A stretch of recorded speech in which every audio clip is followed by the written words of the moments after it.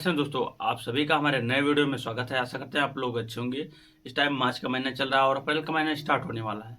तो आज हम आपको कुछ ऐसी सब्जियों या फसलों के बारे में बताएंगे जिसका चयन आप अप्रैल के महीने में कर रहे हैं तो काफ़ी अच्छा और शानदार पैसे कमा सकते हैं। इस टाइम आपको कुछ विशेष चीज़ों का ध्यान देना है, जैसे हमारा अच्छे से खेत की तैयारी, बेसल डोज खाद और कौन कौन सी वैरायटियों का चयन करना, कौन कौन सी सब्जियों का चयन करना। इस टाइम अगर आप चयन कर रहे हैं तो काफ़ी अच्छे और शानदार पैसे कमा सकते हैं आप।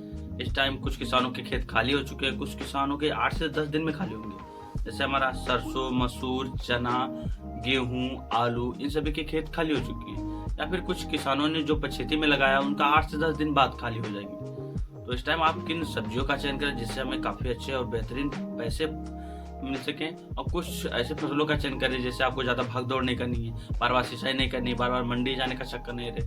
तो किन फसलों का ऐसे चयन करें जिससे आपको शानदार पैसे कमा सकते हैं। तो दोस्तों, अभी तक आपने हमारे YouTube चैनल को सब्सक्राइब नहीं किया है तो चैनल को सब्सक्राइब कर ले, जिससे हमारी किसान संबंधित वीडियो आपको टाइम टू टाइम मिलते रहे और आपको खेती करने में भी काफ़ी आसानी हो। और अभी तक आपने हमारे फेसबुक पेज को फॉलो नहीं किया तो फेसबुक पेज को भी फॉलो कर लें, जिसपे हमारी खेती से संबंधित नई नई जानकारियाँ आपको मिलती रहेगी। कौन कौन सी वैरायटियों का आप चयन कर सकते हैं, किन बीजों का किस समय चयन कर सकते हैं, इन सभी के बारे में डिटेल में हमेशा वीडियो पड़ी रहती है, आप जाके वहाँ पे देख भी सकते हैं। तो पहले नंबर पे बात करें खेत की तैयारी। ज़्यादातर किसान गलतियां करते हैं कि हमें कितनी बार खेत की जुताई करनी चाहिए, कितनी गहरी जुताई करनी चाहिए, कम करनी चाहिए, रोटावेटर चलाना चाहिए कि नहीं चलाना चाहिए। तो पहले नंबर पे आपको खेत की गहरी जुताई करनी चाहिए। अगर आपके खेत में खरपतवार की मात्रा है या फिर खेत में सरसों कटाई के बाद खुथियां हैं, जैसे उनकी जड़ें जो बची रहती हैं, तो उसके लिए आप खेत में अच्छे से हैरो का इस्तेमाल करिए। अगर आपके खेत में खरपतवार की मात्रा नहीं है और काफ़ी साफ सुथरा आपका खेत है, जैसे हमारा मसूर या चना का खेत है, तो आप कल्टीवेटर चलाइए। आपका खर्चा थोड़ा कम लगेगा। खेत को अच्छे से जुताई करके पाटा लगा के उसमें आप ज़्यादा से ज़्यादा मात्रा में देसी खाद डालिए। आपको लगभग 2 से 4 ट्रॉली आप देसी खाद डालिए 1 एकड़ की बात करें। अगर आपको देसी खाद नहीं मिल रहा तो आप मुर्गी की खाद, सरसों की नीम खली और सरसों की खली, नीम खली, या फिर आप ले सकते हैं वर्मी कंपोस्ट। इन खादों का भी आप इस्तेमाल कर सकते हैं। यह खेती के लिए भी काफ़ी अच्छे और उत्तम रहते हैं। और आपको रासायनिक खादों की बात करें कि आप कितनी मात्रा में रासायनिक खाद डालें और कितना बेसल डोज रहे, इन सब के बारे में। तो डीएपी आप लगभग 25 से 30 केजी 1 एकड़ के लिए पर्याप्त रहता है। उसके साथ आप पोटाश ले लीजिए, म्यूरो पोटाश लगभग 25 से 30 केजी। और सिंगल सुपर फास्फेट की बात करें तो आप लगभग 10 से 12 केजी सिंगल सुपर फास्फेट साथ में ले लीजिए। और अगर आपके खेत में निमेटोड की समस्या है, काड़े लग रहे हैं, दीमक की काफ़ी ज़्यादा समस्या, तो आप लगभग 2 से 3 केजी आप रिजेंट ले सकते हैं। ये सभी बेसल डोज खादों को अच्छे से मिक्स कर सकते हैं। आपको यह भी ध्यान देना है कि हम कौन सी फसल ले रहे हैं उसके अकॉर्डिंग आप खाद को कम ज़्यादा या खाद को बदल भी सकते हैं। आपको कौन सी फसल लगा रहे हैं इसको कमेंट करके बताइए, उसके अकॉर्डिंग हम आपको वीडियो प्रॉपर आपको जानकारी के साथ दे सकते हैं, बता सकते हैं कि आप किन फसलों के लिए कौन सी खाद इस्तेमाल करें जो काफ़ी बेहतरीन और अच्छा रहेगा। और पहले नंबर पे बात करें आप किन फसलों की जानकारी, तो पहले नंबर पे आप मूंग की खेती ले सकते हैं। इस टाइम मूंग की बुआई काफ़ी तेज़ी से हो रही है, खास करके खाने में भी काफ़ी अच्छा रहता है मूंग। और बुआई से लगभग 60 से 70 दिन में पक्के आसानी से तैयार भी हो जाते हैं, जिसके बारे में हमने मूंग की खेती के बारे में डिटेल में वीडियो भी दिया है, आप हमारे यूट्यूब चैनल पे जाकर देख सकते हैं। दूसरे नंबर पे बात करें तो आप उड़द की खेती, सेम मेथड से आप जैसे मूंग की खेती कर रहे हैं वैसे आप सेम टू सेम उड़द की खेती भी कर सकते हैं। आपको कुछ विशेष चीज़ों का ध्यान देना है कि आपको टाइम टू टाइम आपको पेस्टिसाइड का छिड़काव करना है, जिससे रोग लगने के चांसेस काफ़ी कम रहें। खास करके पीला मोजेक या फिर पत्तियों में कई सारी समस्याएं आती है, जिसकी वजह से हमारी उड़द या मूंग की खेती काफ़ी ज़्यादा हद तक बर्बाद हो जाती है। तो आपको समय समय पर ध्यान देके दवाओं का छिड़काव करना है, जिससे काफ़ी अच्छे और शानदार पैसे आप कमा सकते हैं। यहीं पर कुछ सब्जियों की बात करें तो आप पहला में ले सकते हैं मिर्ची की खेती। ज़्यादातर करके हमने 2 से 3 सालों से देखा। अब इस टाइम मिर्ची की बात बता दें तो थोक बात 30 से 40 रुपए केजी आसानी से मार्केट में बिक रहा है। और आगे भी चल के जैसे ही हमारा बरसात का सीजन स्टार्ट होगा, जो हमारी नवंबर या दिसंबर की मिर्ची लगी हुई है, इस टाइम गर्मी में काफ़ी तेज़ी से फल तो दे रही है, लेकिन हमारा जैसे बरसात के मौसम में जाते ही ज़्यादातर करके आधे से ज़्यादा मिर्ची जो है ख़राब होने लगती है। इस टाइम आपको ध्यान देना है कि अगर आप इस टाइम मिर्ची की खेती कर रहे हैं, आपको 2 चीज़ों का विशेष करके ध्यान देना है। अगर आपके खेत में आपके क्षेत्र में पानी की उत्तम व्यवस्था है तो आप खुली बीज से आप खेती कर सकते हैं। अगर आपके क्षेत्र में पानी की कम व्यवस्था तो आप ड्रिप इरिगेशन का इस्तेमाल जरूर करें। आप अच्छे से क्यारियों को बना के बेड बनाइए, बेड बना के आप ड्रिप लगाइए, ऊपर से आप मल्ची पेपर भी लगा सकते हैं। अगर आप मल्ची पेपर लगा देते हैं तो इससे आपको खरपतवार की समस्या काफ़ी कम रहेगी, जिससे आपका निराई उड़ाई का चार्ज बचेगा। और बार बार क्यारियों में जब पानी नहीं लगेंगी तो खरपतवार उगने के काफ़ी ना के बराबर चांस हो जाएंगे। आपको 2 से 3 चीज़ों का ध्यान देना मिर्ची की खेती में।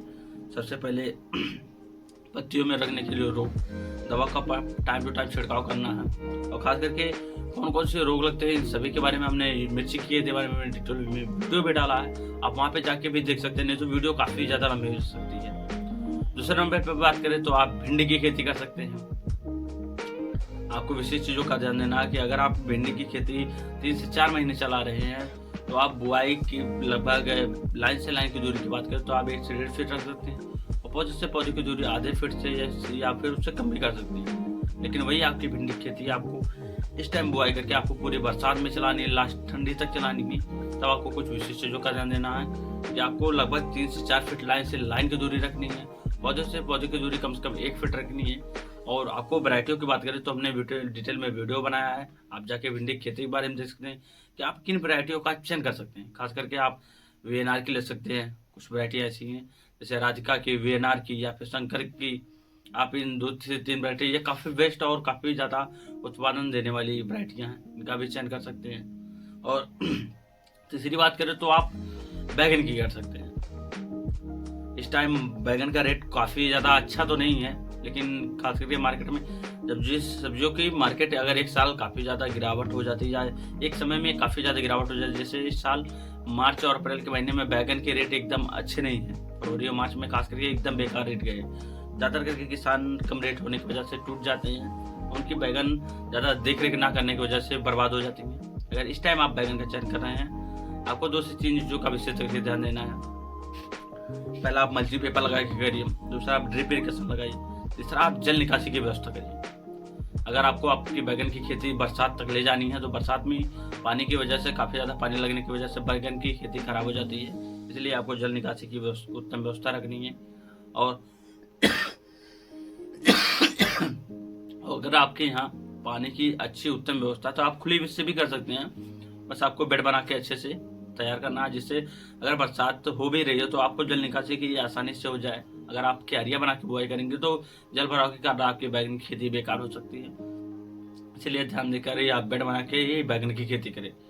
और चौथे नंबर पे बात करें तो धनिया की खेती, जो हमारी बरसात की ठंडी की धनिया उसके अकॉर्डिंग इस टाइम बीज ज़्यादा लगेंगे।